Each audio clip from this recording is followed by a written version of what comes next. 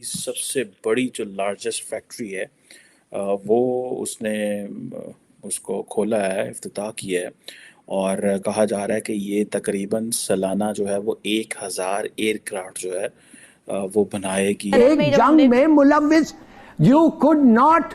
आप मेरी बात तो सुने। You can not escape the war. India में एशिया की लार्जेस्ट हेलीकॉप्टर मैन्युफैक्चरिंग फैक्ट्री बन चुकी है। वहां पर वो अपने मतलब जो उनसे डिफेंस इक्विपमेंट्स हैं, हेलीकॉप्टर्स वगैरह हैं, वो बनाने जा रहे हैं। मुकाबला हम बच्चे बच्चे को बताते हैं इंडिया से है, वो जितनी तेजी से टेक्नोलॉजी में ग्रो कर रहे हैं ये हम क्यों नहीं बताते। इंडिया जो है वो समझता है कि हमें बेसिकली एक्सपोर्ट करना है, ठीक है। जो वो जिसे आप कहते हैं ना कि उनकी ये जो है कि आत्मनिर्भर भारत जो है कि सेल्फ रिलायंस एजेंडा जो है। एक फॉर्मर जनरल को देखा है, वो अपील कर रहा है और कह रहा है Imran Khan do not sign any agreement, ये जो आईएमएफ के साथ, अगर वो आप करेंगे तो आप फंस जाएंगे। लेकिन अगर आईएमएफ से मामला तय नहीं होते जनरल साहब, तो आप भी मुतफिक हैं कि फिर खुदा ना खास्ता डिफॉल्ट की तरफ जाने का खदशा है। कामरान ये मुल्क चल रहा है और मेरे ख्याल से बेहतर दिवालिया ना हो जाए। नमस्कार दोस्तों, जय हिंद। दोस्तों, प्रधानमंत्री मोदी ने कर्नाटक को हेलीकॉप्टर फैक्ट्री की सौगात दी है। उन्होंने कर्नाटक के तुमकुरू में हिंदुस्तान एरोनॉटिक लिमिटेड की हेलीकॉप्टर फैक्ट्री का उद्घाटन किया।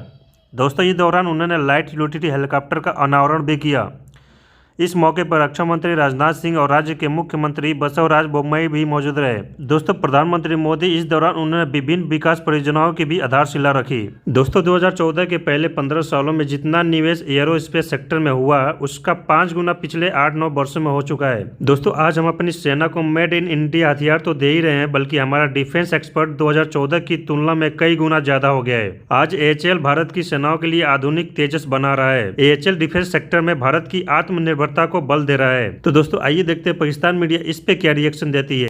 एशिया की सबसे बड़ी जो लार्जेस्ट फैक्ट्री है वो उसने उसको खोला है, इफ्तिताह किया है।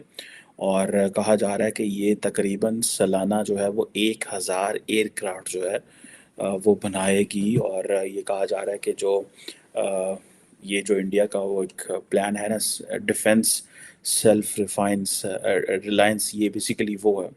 और ऑब्वियसली जो मेन चैलेंज है वो चाइना है एंड देन पाकिस्तान है। और इसके लिए इंडिया को ये फील ज़्यादा होता है कि चाइनीज़ जो है वो उनकी असर्टिवनेस बढ़ रही है।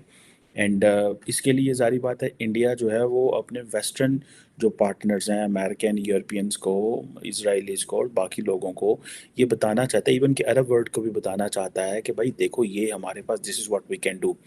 अगर मैं आप इसको ये बताऊं कि अब ज़ाहिर बात है ये इंडिया ने अपना जो डिफेंस बजट है वो तकरीबन डबल डिजिट जो है वो इंक्रीज़ की है, जो एनुअल डिफेंस बजट है। और असल जो वो जो टारगेट है वो तो उसका वो जिसे कहते हैं ना जियो पोलिटिकल राइवल जो है वो तो फिर चाइना ही है, और इसके अलावा मेन या फिर पाकिस्तान है। और तकरीबन इंडिया ने जो 5.94 ट्रिलियन रुपीस जो कि 72.6 बिलियन डॉलर बनता है डिफेंस में फॉर 23-24 फाइनेंशियल ईयर के लिए किया है, जो कि 13% ज़्यादा है जो कि पिछले के हिसाब से। और आप सारी बात है, उनको पता है कि ये पैसा जो है वो उनको लगाना पड़ेगा क्योंकि चाइना जो है वो बिल्कुल सर पे बैठा हुआ है।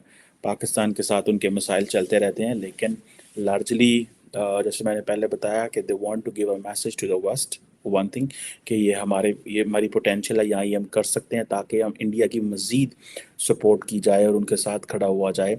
सेकंड, इंडिया जो है वो समझता है कि हमें बेसिकली एक्सपोर्ट करना है, ठीक है। जो वो जिसे आप कहते हैं ना कि उनकी ये जो है कि आत्मनिर्भर भारत जो है कि सेल्फ रिलायंस एजेंडा जो है डिफेंस में, जो कि और कि जी ज़्यादा से ज़्यादा जो है ना डोमेस्टिक चीज़ें प्रोक्योर की जाएं। और अब ये जो चीज़ है कि इंडिया तकरीबन जिसे कहते हैं ना कि 72.6 बिलियन डॉलर्स लगा रहा है। और इसमें इम्पॉर्टेंट चीज़ ये है कि 1.63 ट्रिलियन रुपीस जो हैं और वो जो डिफेंस आउटले के लिए हैं, वो उसमें जो है नए वेपन्स लेना, एयरक्राफ्ट, वॉरशिप्स और जो मिलिट्री हार्डवेयर के हवाले से हैं।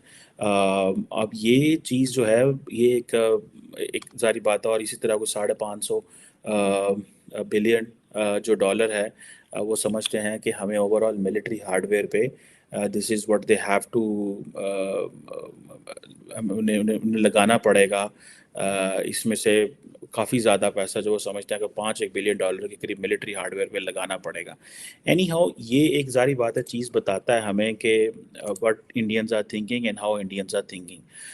जैसे ये पहले बताया कि डबल डिजिट इंक्रीज़ है एनुअल डिफेंस में, और लार्जली अगर आपको याद हो कि मैंने इस प्लेटफॉर्म पे शेयर किया था कि इंडिया जो है वो India has been the largest arms importer in the world, और इसमें जो सिपरी वगैरह का डाटा है वो भी हम शेयर करते रहे। लेकिन पिछले कुछ अरसे से इंडिया ने लोकल डिफेंस प्रोडक्शन के ऊपर रिलाई करना शुरू कर दिया है। लेकिन जारी बात है, अभी ये जो थोड़ा अर्सा पहले जैक सोलन और जो अजीत डोवल साहब हैं उनकी जब अमेरिका में मुलाकात हुई, तो उसमें जो इम्पोर्टेंट चीज़ थी वो यही थी, जो Jake Sullivan American national security adviser चाहते थे कि इंडिया जो है उसकी रशिया पर डिपेंडेंस कम हो और इंडिया को चाइना के मुकाबले में ला के या चाइना के साथ खड़ा किया जाए। लेकिन there is understanding and there is assessment in India कि जिस स्पीड से अमेरिका बात कर रहा है उस स्पीड से अमेरिका हमें वो टेक्नोलॉजी ट्रांसफ़र नहीं कर रहा। This is what the Indians are thinking कि भाई वो हमें भेज तो रहे हैं, और लेकिन वो बात तो करते हैं लेकिन वो हमें करते कुछ नहीं है, उस स्पीड से चीज़ें भेज नहीं रहे। रशिया जो है वो सारी बात है सबसे बड़ा मिलिट्री सप्लायर है इस वक्त, तो रशिया से उनको तेल मिल रहा है बड़े पैमाने के।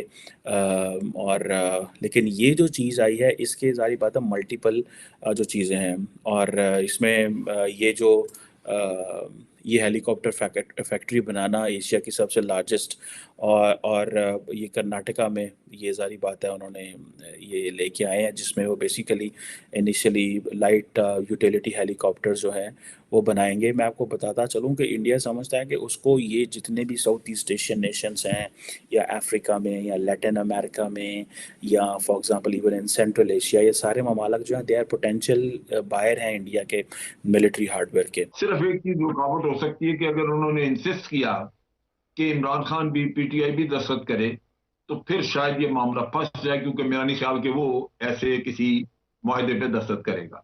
सो ये सूरत हाल हमें आइंदा नजर आ रही है।